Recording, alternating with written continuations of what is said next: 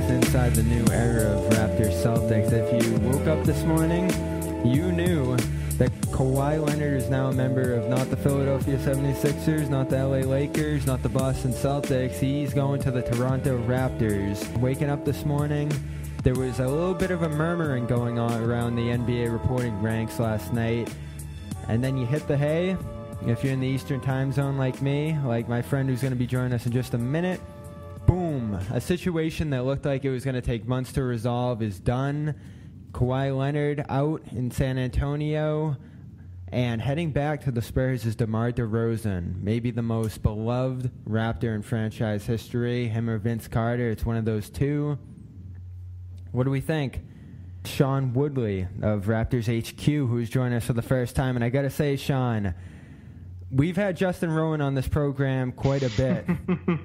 I think now we're moving into a new Eastern Conference era. The Celtics and Raptors have avoided each other for the whole Brad Stevens era, and it seems imminent that these two are going to be battling for the foreseeable future now, at least this upcoming year. Yeah, it's I'm count me among the people who's kind of bummed that they haven't played in a series so far, because I don't know, I've always circled the Celtics as the team that I dislike the most, so I've always kind of want to see the Raptors play against them. And at least for this season, the Raptors look very much on paper to be, if not as good as the Celtics, slightly below them, but I think they're pretty much neck and neck, both a bit of a tier above where the Sixers are. And yeah, I'm excited, man. Every time the Raptors and Celtics play, it seems to be fun. There seems to be some sort of drama.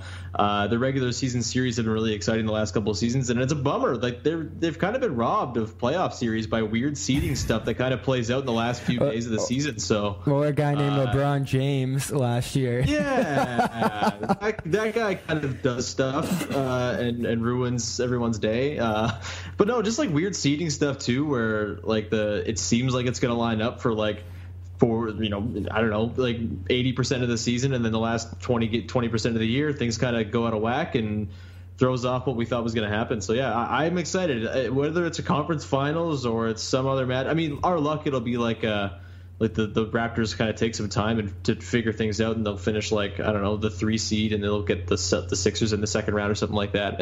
And they won't even end up playing. So, but yeah, no, I'm hoping they play. It should be a really fun rivalry, at least for this season, because as much as DeMar was central to what the Raptors are, I feel like Kyle Lowry is kind of like still maybe the most.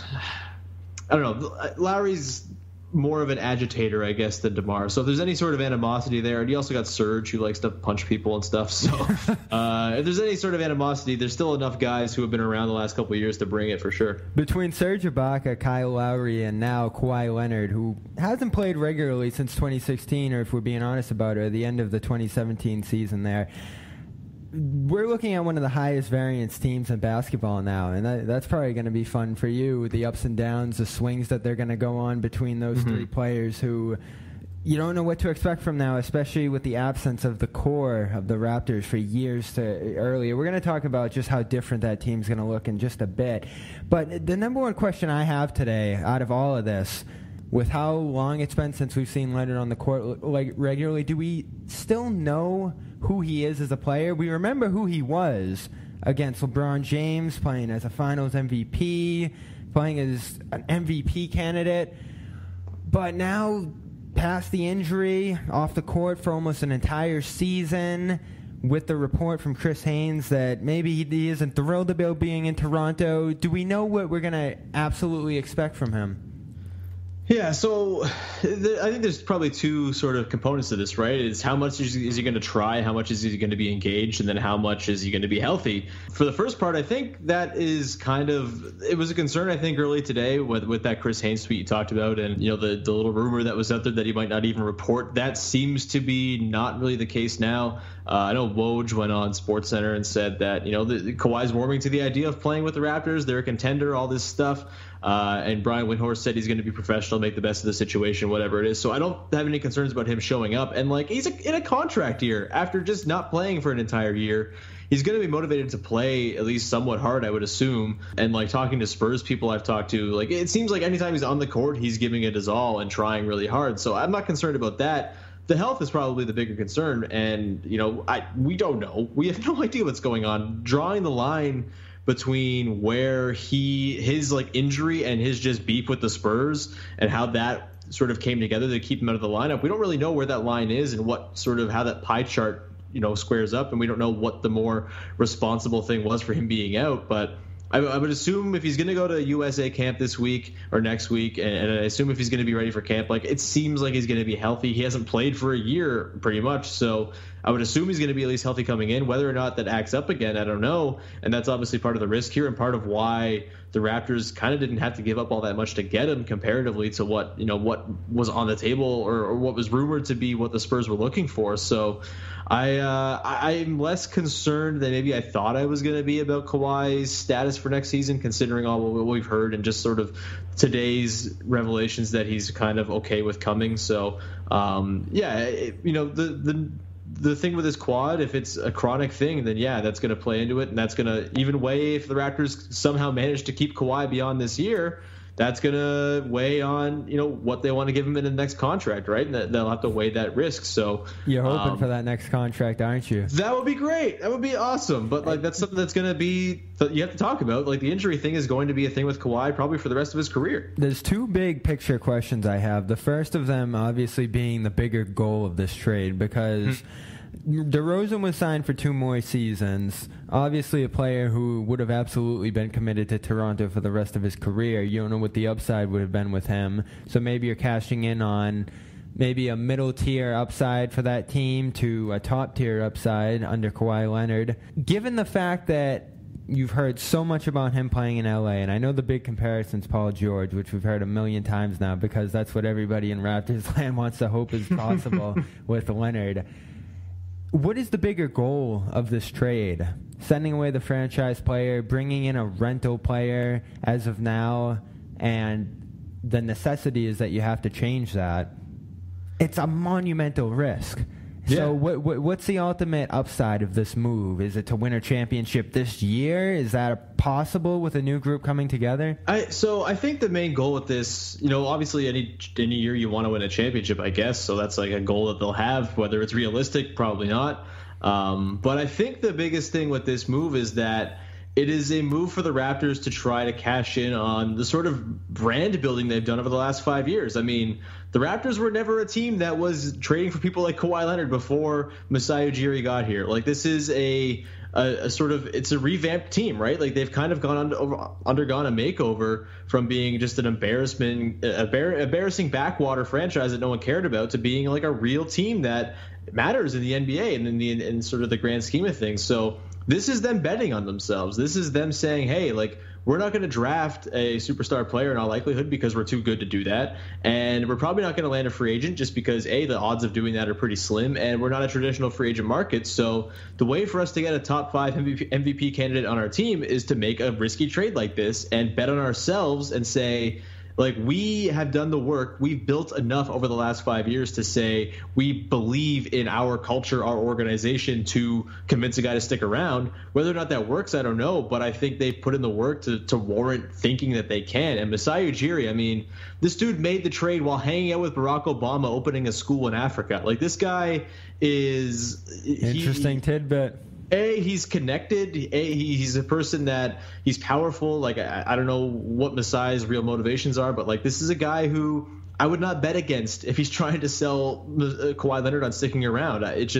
He's a very charismatic dude. I mean, Raptors fans are head over heels for him for good reason. He just traded for Kawhi freaking Leonard and didn't give up either OG Anunoby or Pascal Siakam, which everyone was worried about. Like, he kind of has this personality that is kind of infectious, and I would not bet against him if he's the pitch man for Kawhi Leonard over the course of the year. So that's what this is. Eventually, yeah, it's to build a title or whatever, but I think the bigger goal for Masai, at least, is to prove that the Raptors are, in fact, a franchise that needs to be reckoned with as one of the bigger, more important, relevant franchises in the league. And this is their bet trying to prove that. And if it doesn't work, that's going to be a setback for sure, but at least they tried it, and they didn't set themselves too far back because, losing DeMar is a bummer. But like you said, they're trading in a couple years of so-so upside for 1 year of potentially finals upside. And then if you get to the finals, who knows what happens? Injuries happen. Cavs fans know what can happen over the course of a finals. Like, it's unlikely, sure, to beat the Warriors, but if you get there, you're there, and that's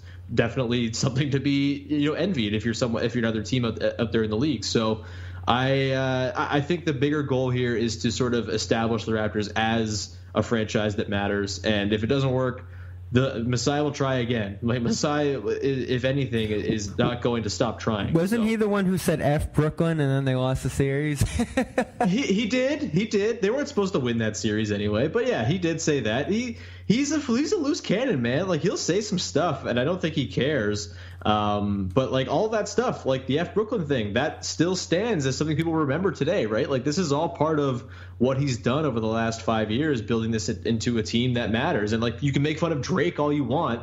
Having Drake sit courtside matters, and like people care about that. Having Lou Williams get mentioned on a Drake song, like if that's a possibility for some player, like it sounds dumb, but it's a real thing that matters to a lot of these guys. As I said to you on the air, I was up in Toronto at the end of May in the Cavaliers series. They weren't in Toronto at the time. I believe it was Game 3, and the atmosphere up there is electric. The gathering outside of the court, the bar right next door, the city was just fired up for the team, and it wasn't the best year for the Maple Leafs, so that helps a little bit. But this is a team that you want to see succeed. This is a franchise that you do want to see succeed, even from a Celtics perspective. It's fun to have both of these squads up at the top of the East.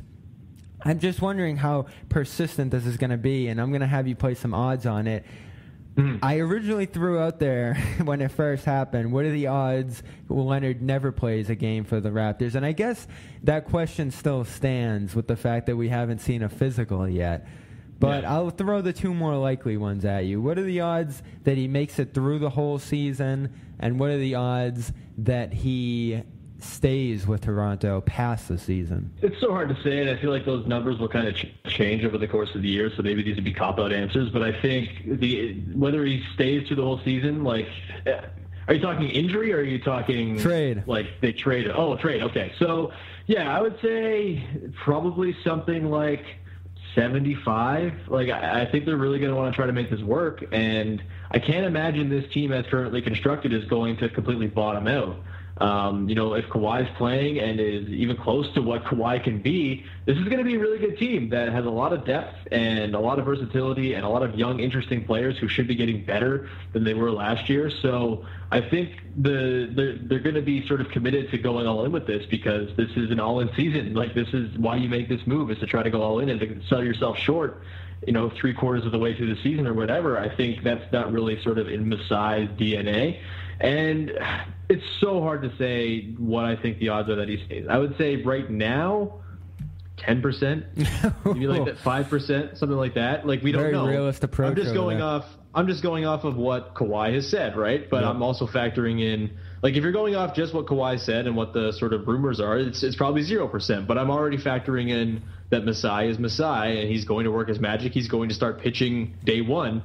And I would not be shocked if by the end of the year that figure gets closer to 50-50, and we see kind of the Raptors be very much on Kawhi's list starting next season, or starting in the summer when he gets free agency. So, again, that could very much move, and I think as the season plays out, if the Raptors win 60 games, I mean, that's going to be a pretty good case for Kawhi. If they pay the tax and just, deal with a pretty big luxury taxes bill this season, that's going to be a big symbol to a guy like Kawhi. Like, hey, we're committed to winning here. Why don't you stick around and see what we can do over more years with you, and see if maybe we can get another guy to come play with you. So I would say right now probably about 10%. That's just me being conservative, me being sort of apprehensive about the whole thing. But I would not be shocked if that changes for the better over the course of the year. The complexion of the East really changed overnight, given that the rundown. DeMar Derozan headed to San Antonio, Kawhi Leonard to Toronto. The package out to San Antonio also included a top 20 protected pick, grand slam right there on that front. You're probably giving up the first-round pick, but it's not going to be anything that really hurts the Raptors too much on that front. And then coming back, you get Danny Green, too, so you have a starting shooting guard in place of DeRozan. So a lot of people, despite the massive risk that's being taken, are probably going to like the return and what was given up besides DeRozan heading back to San Antonio. Jakob Poeltl? Yeah. Jakob Poeltl. Jakob Poeltl. Oh, completely wrong.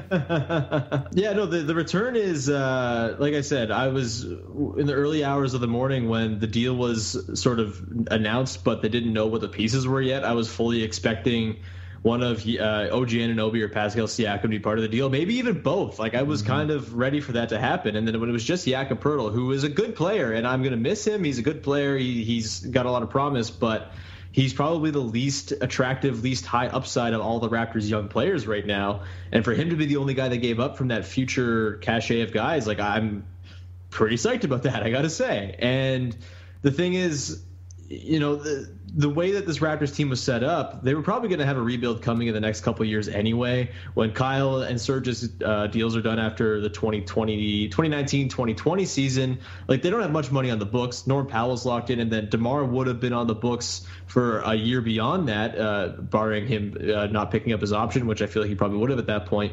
You know, the Raptors are kind of set up here where if it doesn't work out and Kawhi leaves, they don't have a lot of money owed. They have a lot of cap space they can use either to go sign players if they want to try, or they can just take on bad contracts and get assets back, and just kind of do the Nets thing for a couple of years while they kind of recoup a little bit after a pretty long run of being successful. So if you're going to have 5 or 6 or 7 years of being really good and a couple of downturn years at the end, like I think that's kind of part of the life cycle of every team. And this move, all it really does is it moves it up a little bit quicker, and it kind of, there's higher upside this season. There's quicker downside on the other side, but I don't think Masai is all that upset about that because blowing this thing up has always been on the table. It's always been an option.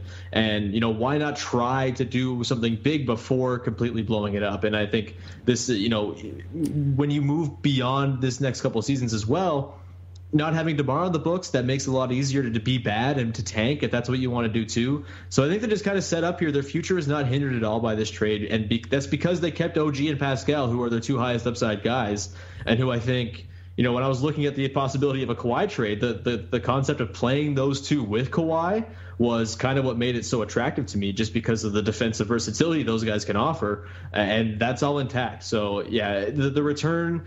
Again, it sucks to lose DeMar, who should have his jersey retired by the Raptors tomorrow. Like he's not the most talented Raptor of all time, but he might be the most important Raptor of all time, considering he stayed for 3 different contracts. He signed 3 contracts with the Raptors. No one's ever done that before. He turned himself from being not much of a prospect at all into a self-made all-star. That sucks to lose, but the gamble is worth it, and especially when you factor in that the future is not all that compromised.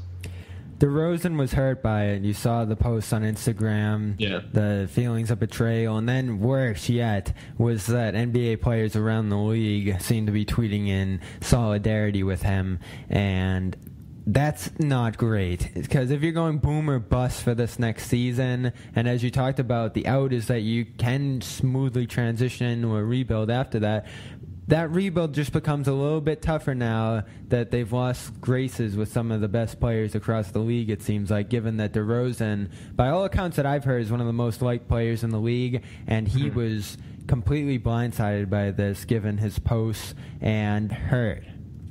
Yeah, no, that for me is the hardest thing to digest. The fact that it's not a clean break with DeMar sucks. Like, it really does. But these things pass, right? Like teams, you know, it's they ruin their relationships going forward with all these teams. Well, it's not like they're signing any of these free agents or any of these players who are mad about it right now, right? Like it's not something that's you don't want Marcus docket, Morris? Right? I'm good. I'm all set. But so the way that it sort of looks now, I think it'll be a lot. You know, it'll be like the PR hit will be dampened, I think, once Kawhi hits the floor with the Raptors and people see what the team looks like. And also just like you get distance from it, right? I mean, you look at the Celtics, that like trading Isaiah Thomas after the playoff run he had after the death of his sister, after he played hurt, like that wasn't a very good PR move by any means. Like a lot of people didn't like that. And like I think a lot of people look at the Celtics right now and say, yeah, I'd play for that team. They're really good. They're probably going to win a lot of games. I would play for them. And if you win a lot of games and are a contender, that's going to paper over, I think, any sort of perceived lack of loyalty. Because here's my thing about all this is that we've kind of hammered home the last couple of years that loyalty doesn't really matter or exist from either side, player or team. So when a team doesn't show it, I don't know why we get so like upset about it, because it doesn't exist on either side. So why is it such a big deal every time it happens? It feels like it's just like a talking point that people hit on when really it's never existed. So why do we keep bringing it up as if it did? And again, this is coming from someone who's sad to see DeMar go, for sure. I just think it's a top 5 player in the NBA. It is Kawhi's extremely incredible. Like, when we're talking about that loyalty argument, this really is both sides of it when it comes to Kawhi completely decommitting from one of the premier franchises in the NBA, which I think is still what shocks people so much about this. Not only the fact that he seemed to be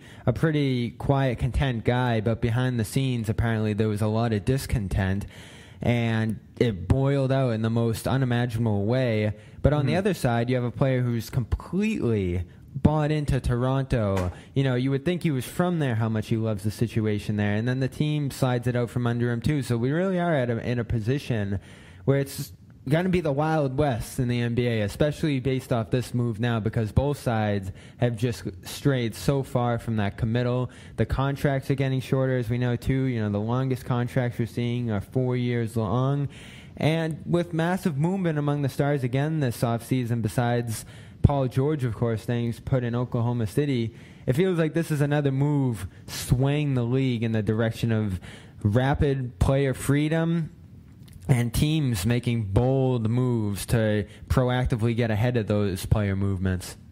Yeah, and I don't think it's a bad thing. I think it's fun. I'm happy players can exercise their freedom, and I'm happy players are sort of taking back a little bit of control of their destinies, and it's going to go both ways if that's the case. And yes, some guys might be punished because they're super loyal just because of the trade situations that might present themselves. And, like, I don't think there's any, like, it's not a slight against DeMar that you trade him for Kawhi Leonard. And yes, the PR of it is foggy because Kawhi did the disloyal thing with the Spurs and totally and sort of burned them, and so that makes the perception of bringing Kawhi and replacing a guy who was so loyal is obviously going to be tough to swallow. But the NBA is about having superstar players, and if you don't have one, you're probably not. You're going to be the Raptors at the best. Like, that's your best case scenario. Yeah. When you don't have a superstar, you become the Raptors, and the Raptors are very good and fun, and I've enjoyed the hell out of them. But there's a certain, like, diminishing return if you're going to be the same thing every year, and why not try to get a top 5 player? This is what you do. This is what you build a team for, is to get a guy like that. And if it's available, even though he's a depressed asset and he's like an unclear situation, I think getting the guy on your team, that gives you a head start on everything, right? It gives you a head start on just trying to keep him around and all this stuff. It keeps him away from teams like the Celtics and Sixers, which is another little bonus thing for the Raptors here, is that they were in direct competition, it seems, with teams that they will be in direct competition with in the Eastern Conference. And to keep Kawhi out of their hands, even if Kawhi doesn't play or is not up to snuff, like, that's still a win on some level for the Raptors. So as rough as it is to see DeMar upset about it, I'm hoping that time kind of heals it. Time heals a lot of things. Vince Carter and the Raptors are on good terms now. That was never supposed to happen, considering how that ended. Like, these things, they take time, and, you know, with some hindsight, I'm sure DeMar will feel a little less sort of animosity towards the Raptors front office. I'm sure, you know, when he comes back, he's going to get an enormous ovation when he comes to Toronto with the Spurs. Like, it's the love will still be there for DeMar from the fans, and I think that's what's important. So the loyalty thing is tough, but I think we've entered an age, like you said, where that's not really a thing that should be, you know, really, that doesn't matter anymore. And if you are a team that is making decisions based on trying to be loyal, you're probably going to leave yourself behind. Let's talk about Celtics here on the Celtics Squad podcast for just a minute. We're going to see each other at some point in the playoffs, I'd imagine, Raptors and Celtics. And it's been an intriguing matchup throughout the entire Brad Stevens tenure. Of course, the lottery season, Celtics went 1-3 against them, followed that up with 2-2 the year Isaiah arrived. 1-3 the first full Isaiah season, and then another 1-3 season, the second full Isaiah season. So those teams, the Isaiah-led teams, fared very poorly against Toronto. There was an obvious matchup discrepancy there. The size matchup at guard really hurt Boston through those years. Then flip it over to next year with a completely new Boston roster. A little more even. I love the way Celtics played at home. They won both those games, lost 2-1 in blowouts at Toronto now. So the Raptors ripped their core out, flip their roster upside down a little bit with this trade. How's this matchup going to look next year in your mind? And how are the Raptors going to be playing as a whole? Because we saw them shake up their style of play last year quite a bit. And now you rip out the central piece on the roster, put a new one in there. What changes are you expecting from a stylistic standpoint? I'm not sure we'll see that much in the terms of like, I think they're going to try to keep their same motion offense that they ran last year. Nick Nurse he was the architect of the offense last year. Now he's the head coach. So I don't think we'll see much change there. We might see Kyle Lowry have the ball in his hands more often, which I don't think is a bad thing by any means because Kyle Lowry is really good. And in terms of the matchup between the Celtics and Raptors, like, it's going to be kind of like the Spider-Man meme, like pointing at each other, because it's just two teams with very good point guards and a million wings and like good big men who can pass and play make. Like, it's going to be a really interesting matchup. I think they're two excellent teams, and I don't know who I would pick really in a series. At this point, we'd have to see them play over the course of the season for me to have any sort of guess, because the Raptors are suddenly one of, if not the deepest team on the wing in the league. I mean, Norm Powell's their fifth wing behind Danny Green, CJ Miles, OG, Kawhi. Like, that is going to be horrifying defensively for teams to go up against. And there's enough offensive chops there when you factor in Kawhi and Kyle that I think it's going to be a really good offensive team too. Like, having DeMar was great. DeMar carried a team to, a top 5 offense like 4 or 5 years in a row, but it's going to be more balanced, I think, and there's going to be like fewer liabilities for teams to really pick apart. I mean, DeMar, his biggest problem was you couldn't really hide him anywhere on defense, and they don't have that problem anymore. So, and that's kind of what the Celtics are built on, right? Is having switchable dudes across all positions and, playing creative lineups. I think the Raptors are going to play a lot of really weird and quirky lineups this season. I would expect Pascal Siakam's going to play a ton of center, and especially against the Celtics, I think you can throw Siakam up against Horford and kind of have that be a fine size matchup where you're not going to get too battered on the boards or anything like that. So I think they're going to be very similar teams in how they play. I think Nick Nurse is going to be very different from Dwayne Casey in that I think he's going to be experimental, kind of like Brad Stevens, where he's not really going to care what positions are on the court. He's just going to play the best 5 guys for the certain moment. And that's kind of what Brad Stevens has done with the Celtics. So I'm not saying Nick Nurse is Brad Stevens by any means, but I think there's a similar sort of line of thinking and sort of school of thought there. So I'm excited for these matchups. If there's anything I'm excited for this season, and there's a lot, it's watching the Celtics and Raptors go head-to-head, because as good as the Sixers are, I think they're a little bit more incomplete than both of these teams. I mean, the Raptors go like 11 or 12 deep once again. The Celtics are probably going to do the same because they get contributions out of dudes at the end of the bench incredibly well. So it's going to be really fun. Like, this would be a fun Christmas game, I think, or like a fun, season opening game. I really do think that this is going to be the best matchup in the Eastern Conference all season, and maybe that speaks to the Eastern Conference being not so good, but Kawhi's damn good, and so is they're very good teams. You like that rotation being in the division too, because you get the 4 games between Philly, Boston, and Toronto, who figure to be the top 3 teams in the East. I'm excited for that too. Small ball, positionless basketball, I'm down for all of that, but I still worry about Serge Ibaka for you guys. Yeah. So much riding on him, and he just looks like he's deteriorating by the season to me.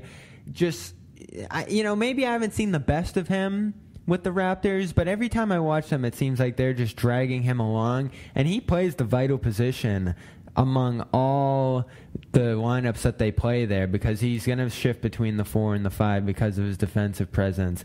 He shoots not always well, sometimes well, but it's just, they gave up a lot to get him. They're giving a lot of salary to him year after year. I wonder if they have another move up their sleeve to try to shake up that front court, because I look at that as the biggest mismatch between these two teams still. Maybe the wings that Boston has between Tatum and Hayward are going to be tough for Toronto to handle too, but I look in the front court with the way Horford plays, especially come playoff time, and I can't get past how much of a mismatch I think that's going to be.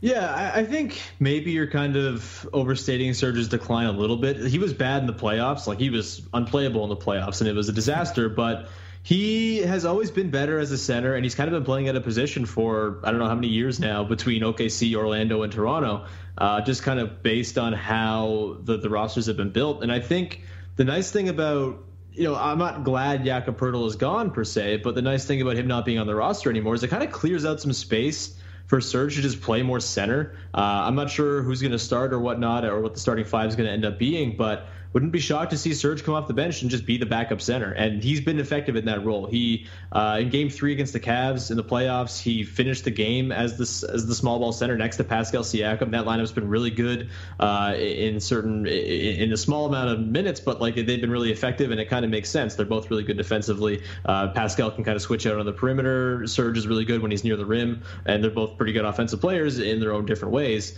So that's worked really, really well. So I think between Pascal, Serge, and Jonas, and then also just sliding OG or Kawhi down to the 4, I think they're going to make that front court work, and I think they're just going to play a lot of lineups with like 3 or 4 wings, and they're going to be fine with it. And so that's going to mitigate that a little bit. But yeah, Serge is a question mark, and if he's as bad as he was in the playoffs, then yeah, that's a terrible contract to have on your team. I'm not sure what other moves are out there.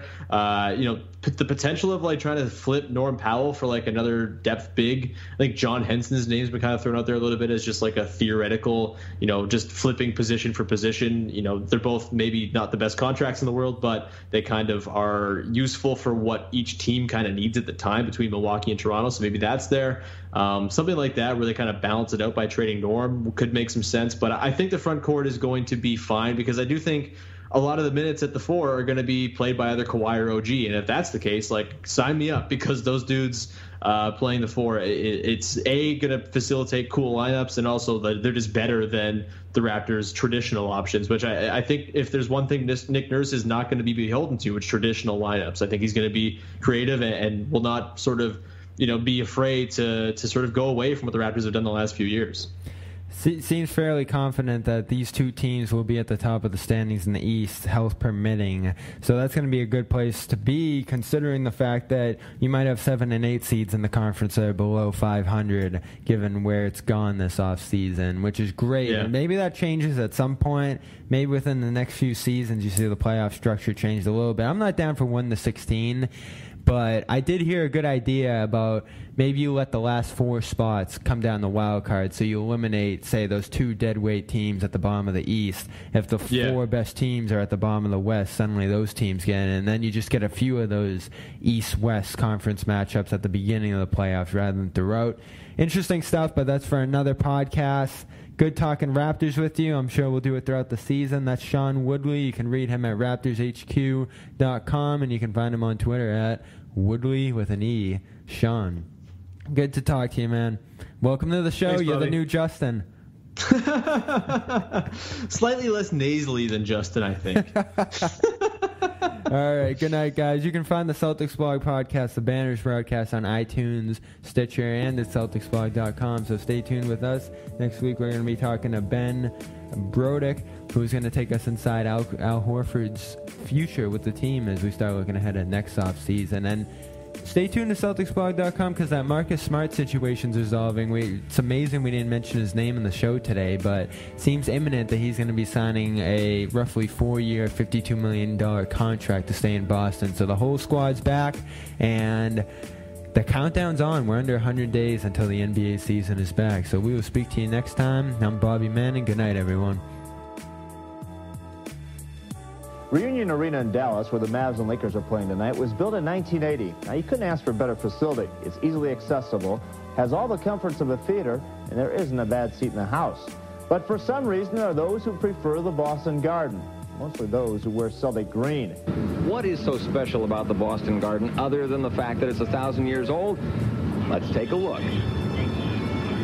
First of all, a garden it's not. It's a train station, really. One flight up and you're on the fabled parquet floor. Now, before you get all misty-eyed about the parquet, take a closer look.